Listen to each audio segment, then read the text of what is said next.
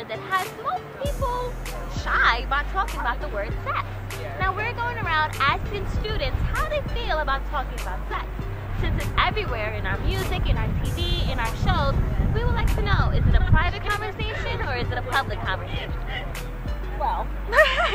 Like me personally, I guess it's like not something that I ever like talked about a lot with my parents growing up, so I don't know, I tend to usually like keep that kind of stuff to myself. I think it's a natural thing. I think that people should embrace it, but like I don't think that it's good nowadays that the younger generation especially is affected by sexual content a lot.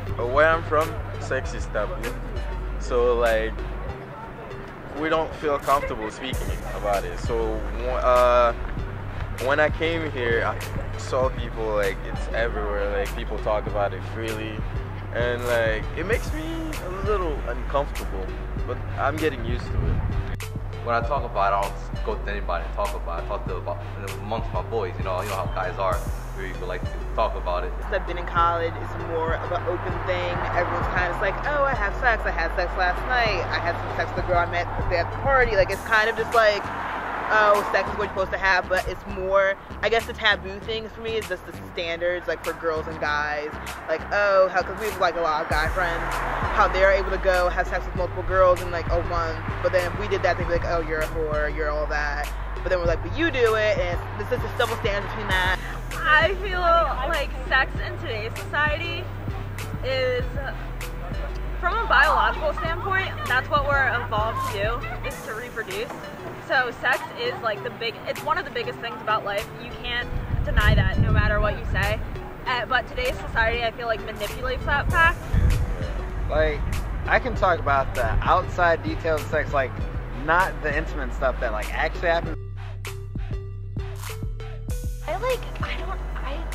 It kind of like depends on the person, like person to person, like it depends on like what kind of like connection you have to them. I usually like I don't know, I like passionate, rough sex. Like I don't So I would say good sex requires first like you gotta like know somebody so that like you can connect in that kind of way. Like there's some people who just kind of have sex just to have sex, and there's other people where it's like, you know, make it look. You know what I'm talking about, like that real. Like, no, good sex.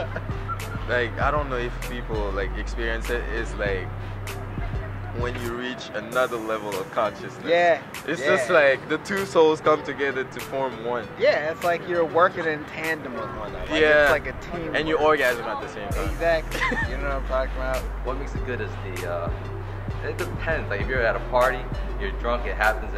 But unless it's somebody you really care about, you guys have that bond, and that's different. It obviously like depends on person to person too. You know, I think like the most important thing is just like to have a connection with somebody, and like figuring out what is like compatible between the two of you. And like you said, you know, it can be different with different people. It's a matter of like finding where your like comfort levels are. That and hate sex. Yeah, hate sex is good too. Hate sex is nice. What's good sex? Hate sex. No, hate No, sex. we already said like What is hate sex? hate sex is when you finish arguing. And then you just like, Makeup. No, hate it's different. sex is there's still like some leftover anger. Yeah. So you take that out in bed. Yeah. Okay, thank you guys.